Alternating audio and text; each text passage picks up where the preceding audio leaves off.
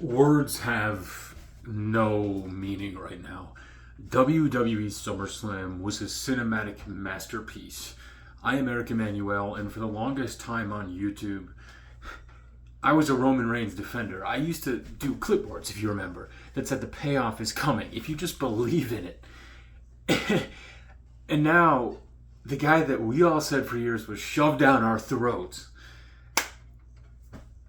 is the thing we're the happiest when he comes back in the main event. It's WWE Cinema.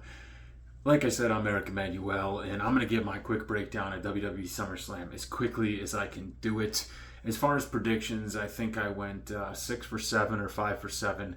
I did get Drew McIntyre wrong because, let's be honest, I wrote a rap song. I was inspired one night to write a rap, and I was a little inspired by going back to church, and then the second half of the rap was Drew and Punk, and I've just been hoping Drew would go main event Wembley in my head. So, other than that, WWE tonight told a story, and the reason it means a lot is because, guys, when I up and left YouTube, it was stupid, because wrestling is my special interest. It is who I am. It's what I love. And the thing I love about wrestling is sharing it with friends. And the fact that what happened tonight, you could see in all the people I've worked with and the people we made videos with genuinely be happy tonight in just an excellent show. It makes me happy. It makes me feel like genuinely WWE is where I always knew they would be. And I say that because they did things long term, from TV deal to TV deal. And tonight when the pay-per-view happens and you start off with Liv Morgan versus Rhea Ripley, and there was like rumors beforehand that maybe they could close the show, which they shouldn't have. Like, what happened tonight was perfect. But I also predicted that Liv Morgan would win. And the fact that Dom, man, she bought him a PS5. She bought that man chicken nuggies. That's loyalty. He made that executive decision like I saw on Twitter, and that's cinema. And Liv Morgan getting victories over people like Ronda Rousey, Rhea Ripley, it's cementing her legacy as well. Liv Morgan crushes her opportunities, and she's fantastic in the WWE. And Rhea Ripley getting to have more of the Judgment Day implosion that's coming. The storylines are just better than ever. We're headed for some Jerry Springer level stuff here. And then you went into the other matches. I'm going to skip around a little bit here because, like, Gunther, honest to God, when this card was announced, it was 6 title matches and the special guest referee, and there were so many people not on the card. When people were saying Randy wasn't on the card, KO wasn't on the card. But when you think back to it, that's why the King of the Ring and the Queen of the Ring mattered. Because the people that won got that spot, and everybody else was kind of left off. And then Randy and KO got involved in the main event. And it, as much as we complain that more opportunities weren't given for a show, it puts the biggest storylines on top for a reason. So there was nothing tonight that made you go as a fan, why is this here?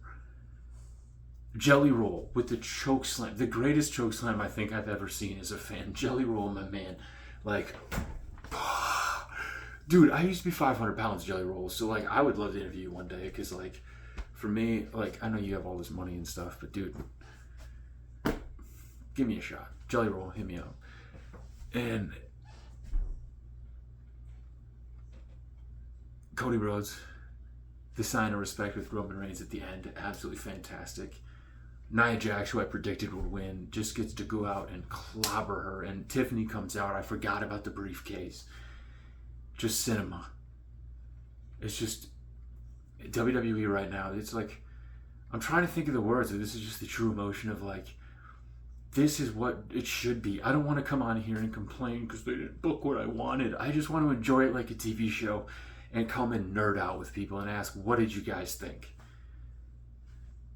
Damian Priest with the Judgment Day, they have so much storyline to build from now. Finn Balor turning, the emotion, everything, the long storyline with Liv Morgan and Dominic Mysterio.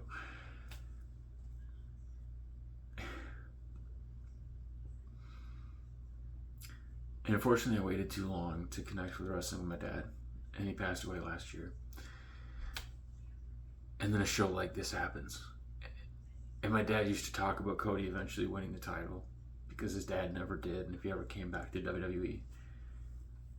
And to know tonight that, like, again, so many things were accomplished. Roman showed him a sign of respect, but he also was like, if somebody's going to take the title off Cody, it's going to be me.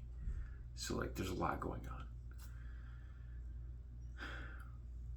Thank you, Triple H. Thank you, WWE. Thank you, everybody that performed tonight. I just got to nerd out and be a fan again. And there's truly nothing better when WWE is firing on all cylinders and the storylines are there.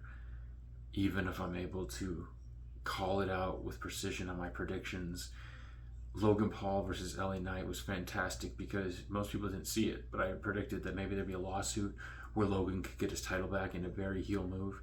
I don't think they're going to do that based on the press conference, but like, his foot was under the rope. He broke his car. Like, thank you, Triple H. Thank you, my friends who like wanted me to stay around wrestling and not abandon it, because I don't think there's anything better. WWE, I'm a lifelong fan.